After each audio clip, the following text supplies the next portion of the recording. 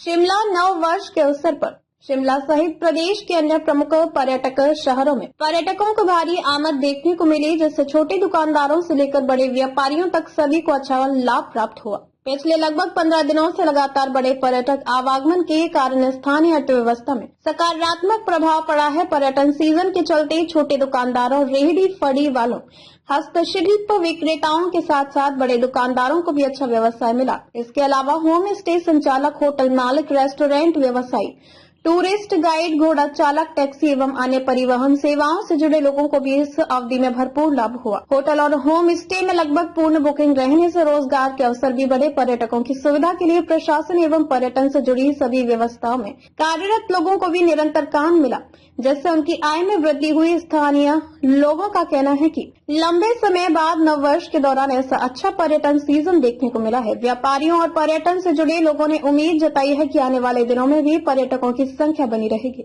जिससे क्षेत्र की आर्थिक गतिविधियों को मजबूती मिलेगी। नव वर्ष की शुरुआत में शिमला सहित अन्य पर्यटक शहरों के लिए उत्साहजनक संकेत दिए।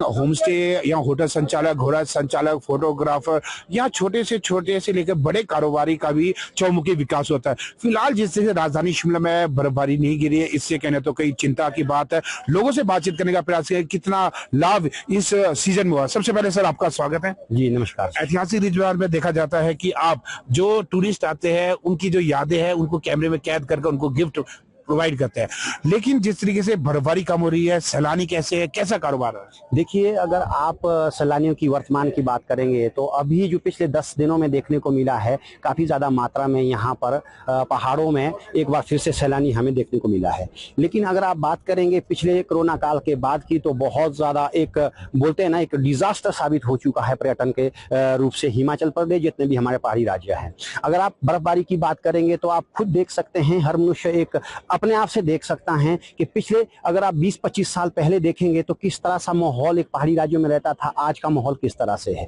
और यहाँ का पर्यावरण आज के वक्त में कैसा है, 30 से या 40 साल पहले वो पर्यावरण कैसा हुआ करता था।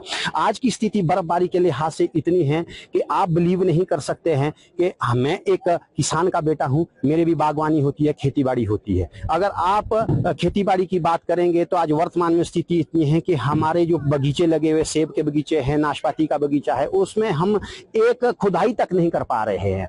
तो कहने का मेरा मतलब ये है, जिस तरह की परिस्थितियां पर्यावरण के हिसाब से बनी हुई है, जो मनुष्य ने इस पर्यावरण को एक दिशा दी है, दिशा मनुष्य ने दी है, बाकी कुछ नहीं, किसी ने कुछ नहीं किया, परमात्मा ने कुछ नहीं किया, जो किया है लोगों ने किया है। जिस तरह से लोग इस प्रकृति के साथ रिएक्ट करेंगे, प्रकृति भी उसका उसी हिसाब से उसका फल देती है। मेरे कहने का मतलब यही है, आपके चैनल के माध्यम से आम जनमानस के लिए या पूरे एक सरकार के लिए, पूरे विश्व के लिए, कि आपसे मेरा विनम्र निवेदन है, कुछ कीजिए इस पर्यावरण के लिए, रोकथाम लगाइए। जो पर्यावरण को गंदा करते हैं, जो चीजें गंदा करती है, कहीं ना कहीं हमें एक आधुनिकरण तरीके से इस तरह के मापदंड अपनाने पड़ेंगे जो इस पर्यावरण को गंदा होने से रोके और पोल्यूशन से हमें निजात मिले और अच्छी बर्फबारी हो पहाड़ी राज्यों में, और अच्छा एक फिर से वही गुलजार नजर आए ये पहाड़ी राज्य सैलानियों से। अपने देश के ही सैलानी नहीं, विदेशों के सैलानी भी यहाँ पर काफी मात्रा में आते हैं, क्योंकि यहाँ की जो वादियां हैं, ऐसे ही देवभूमि थोड़ी ना कहते हैं। अगर देखा जाए जिस तरीके से भले ही बर्फबारी नहीं है, लेकिन उसके बावजूद ये पर्यटक भारी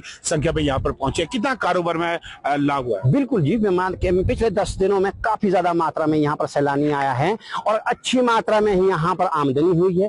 प्रदेश राज्य सरकार की आमदनी हुई है, आम जनमानस की आमदनी हुई है, तो एक खुशनुमा माहौल बना हुआ है। हर एक जो टूरिज्म के क्षेत्र में जो लोग जुड़े हुए हैं, उनके चेहरे पे, मुखमंडल पे खुशी सी जुड़ी हुई है, क्योंकि जब 2 पैसा आता है तो घर घर खुशहाली फैलती है, और घर घर खुशहाली है तो आम जनमानस भी, क्योंकि पता क्या इकोनॉमी ना एक रोटेशन करती है, गोल घूमती है। अगर मेरे पास पैसा आता है तो करियाना वाले के पास पैसा जाएगा, करियाना वालों के पैसा जाएगा तो सब्जी वाले के पास पैसा जाता है। क्यों?